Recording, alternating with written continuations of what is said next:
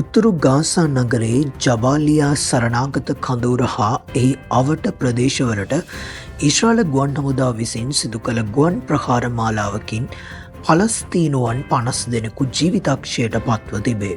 Gaza සෞඛ්‍ය අමාත්‍යංශ නිකුත් කළ වාර්තාවක සඳහන් වන්නේ මියගිය අතර දරුවන් 20 දෙනෙකු හා කාන්තාවන් 15 දෙනෙකුද සිටින බවයි. මෙම ප්‍රහාර සිදු වුණේ අඟහරුවාදා රාත්‍රියේ සිට බදාදා අලුයම තෙක් කාලය තුලයි. වාසස්ථාන සහ ජනාවාස ප්‍රදේශ ඉලක්ක කරමින් සිදු කළ මේ ප්‍රහාරවලින් විශාල සිවිල් හානියක් සිදුව ඇති බව වාර්තා වේ. රෝහල් වාර්තා අනුව බොහෝ මියගිය අය ගොඩනැගිලි බිඳවැටීමෙන් හා ගුවන් ප්‍රහාරවලින් මිය ගොස් ඇත. ඊශ්‍රායල හමුදාව පවසන්නේ මෙම ප්‍රහාරවලින් ඉලක්ක කර ඇත්තේ හමාස් සංවිධානයේ විධාන හා පාලන මධ්‍යස්ථාන බවයි. රොකට් ප්‍රහාරවලට පිළිතුරු ලෙස මෙම ක්‍රියාමාර්ග ගත් බවද උන් සඳහන් කරයි. මෙම ප්‍රහාර මාලාව සිදු වුණේ කටාරී පැවති සටන් විරාම සාකච්ඡා සමග සමාන වේලාවකදීය.